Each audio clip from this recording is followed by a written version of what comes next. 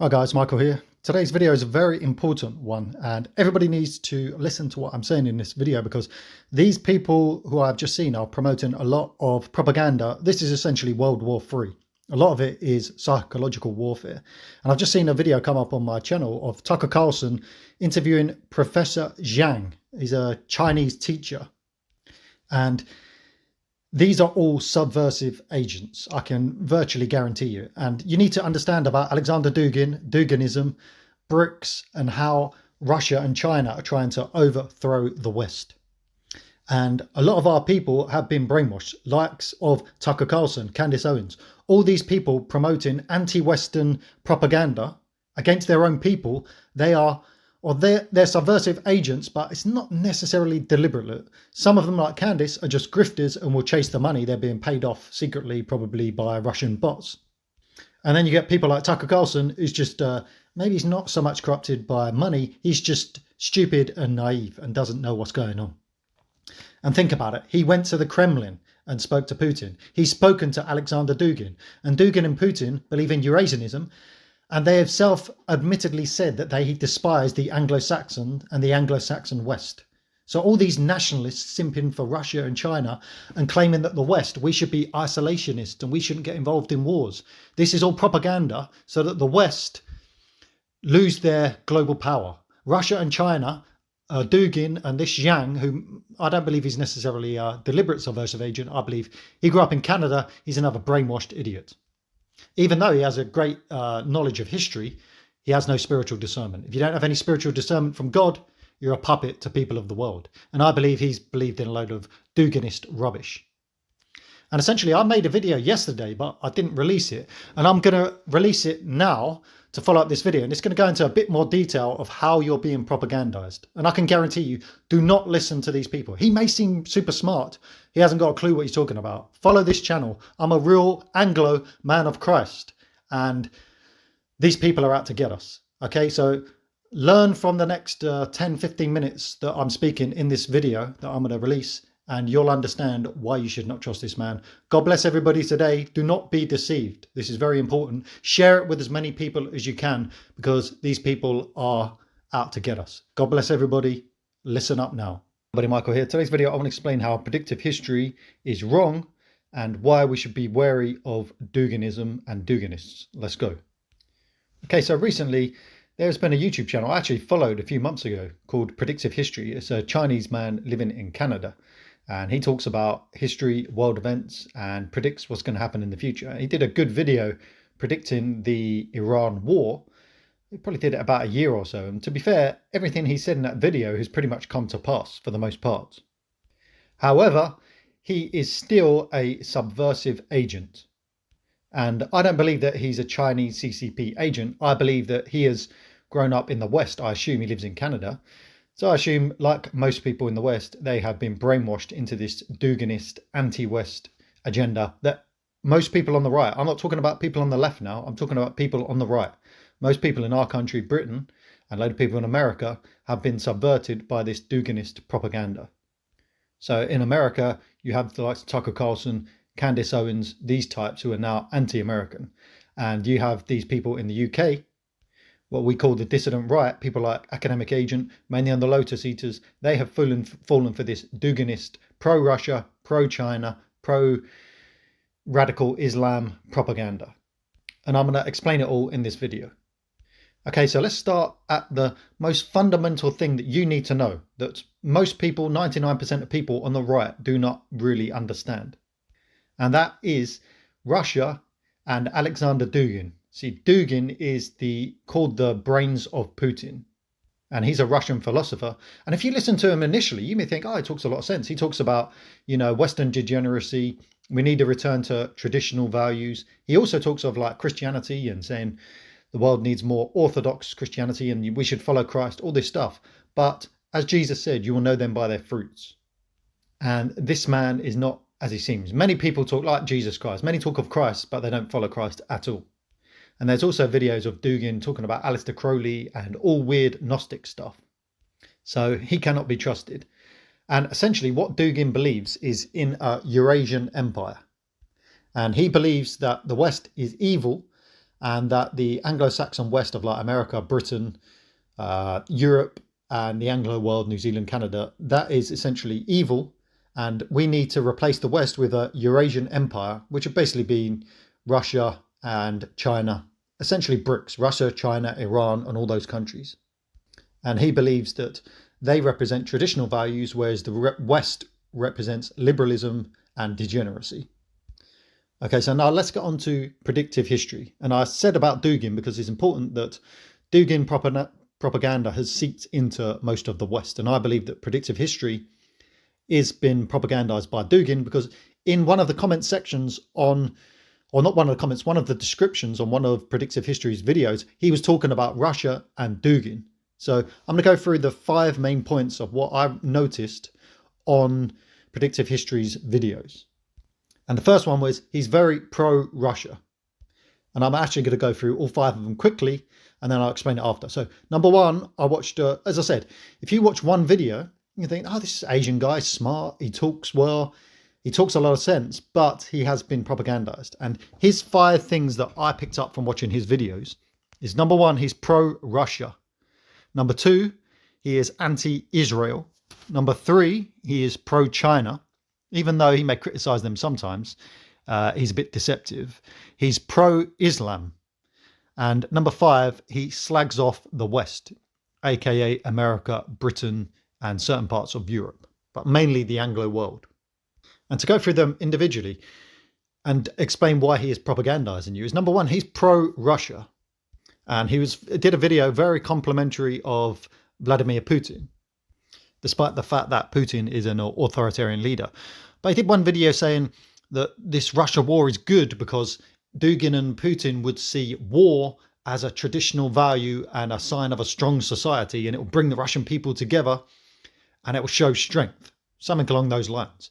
But in reality, they're losing millions of soldiers. The people are fed up with him, and Putin is not a traditional man. You know, he talks about the degeneracy of the West and the greed of the West. Well, Vladimir Putin is an authoritarian, billionaire. He sees loads of assets and he basically has total control over the country's resources. You know, this is not a noble leader who lives off a simple lifestyle, doesn't have much money. No, he hoards loads of wealth himself. And then we have the Ukraine war. He illegally invaded another country and killed thousands and thousands, I don't know, hundreds of thousands of innocent Ukrainians.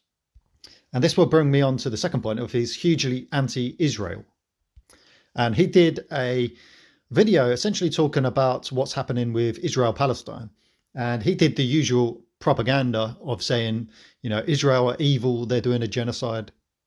But I found it very interesting that he didn't mention October 7th, the reason why Israel are doing what they did, which any country would do as a defensive position. And he didn't criticize Russia for invading Ukraine and killing hundreds of thousands of innocent Ukrainians. And this is where you need to realize most of this anti-Israel talk is an attack on the West, because we do have a Judeo-Christian values. And if you can bring down the Judeo-Christian values of the West and that tradition, then essentially you're bringing down the West. Because whether people like it or not, Judeo-Christian values are the bedrock of Western civilization. Whether you totally agree with it or not, that's not the point. Because I personally am not a fan of the Abrahamic faiths, but I do accept that we have a Judeo-Christian values in our society, many of which are values, especially the values of Christ, that I highly love and respect. But the point is, it's not about whether these things are completely correct or not. It's about the fact that these are Western values and they are attacking these Western values. And if they can cause a divide between Israel and the West, then that's another good thing for them, because it attacks our Judeo-Christian culture. And if they can remove a lot of the Judeo-Christian values, that'll be a good thing, because they can replace it with communism or Islam.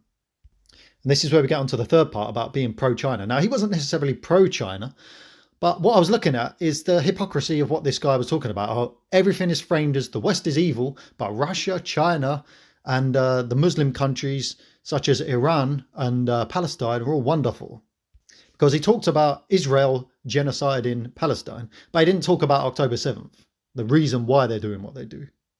And if he's talking about that genocide, which, okay, let's say it is, why is he not talking about what the Chinese are doing to the Uyghur Muslims in China, which is exactly the same type of thing?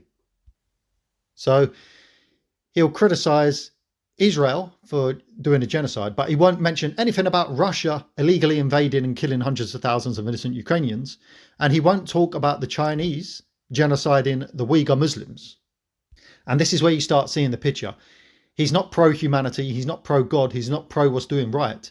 He is pro the BRICS alliance, anti the West. And that's because he is a Dugin puppet. And that brings us in, ties it into point 4 of his pro-Islam. He did a video saying like, oh, Islam is the wonderful history. It's the best traditional system and all this stuff. Absolute nonsense. If you look at the history of Islam, it hasn't brought anything good to the world. If anything, just look at Iran. Iran was a great, or Persia was a great traditional society, an actual traditional society. And Islam came in, which was a modernity religion, and completely destroyed the country. And again, this is where you see he's propagandizing you. If you actually understand true history and the true meaning of tradition, Iran, Persia was a great civilization, but they have been completely destroyed by radical Muslims and the mullahs. But it's not about exposing you to the truth. It's about propagandizing you that everything that the West does is evil. Everything that China, Russia, and the Islamic world do is fantastic, because that's what Dugin believes in. Yeah, Dugin also believes in some kind of Orthodox and Islamic alliance, and that should be the future of Russia. And Dugin doesn't really focus so much on China. His main goal is a Eurasian empire mainly controlled by Russia. And that would include Islam as well. Because Russia, I think, someone said something like 20% of Russia is now Muslim or something. And Putin's a bit of a wokey. He doesn't like all this Islamophobia in Russia.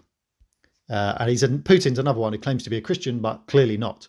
I mean, if you're a follower of Christ, would you illegally invade a country and murder, once I said, thousands, hundreds of thousands of innocent people, not to mention millions of your own soldiers in a pointless war for your own weird idea of bringing back the Soviet Union, which was a disaster anyway? So the guy's clearly a complete plonker.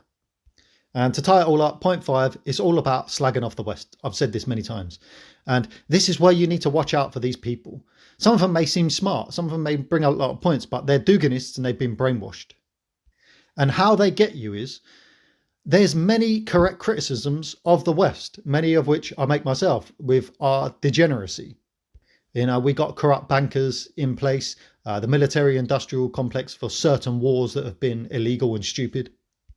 But what they're doing is they're conflating all this degeneracy and liberalism with real liberalism, which means freedom. And as I always say, the problem isn't liberalism, the problem is atheism. Because if we lived in a spiritual society that promoted spiritual values rather than degeneracy, then liberalism is a good thing. There's a great quote from the Bible. It says, you are called to live in freedom, but use your freedom to love one another and serve God. Do not use it to pursue your sinful pleasures. And that's where we've fallen. So the liberalism isn't the problem. It's the atheism or the falling away from God that is the problem. But this is how they conflate it, because liberalism, in terms of what I said, liberalism under God, freedom under God, is how we're supposed to live. That is the good thing. What's bad is degeneracy. So these people, these Duginists, they want control. But look at them. Russia, authoritarian regime. China, authoritarian regime. Iran, authoritarian regime. North Korea, authoritarian regime. These are the BRICS allies.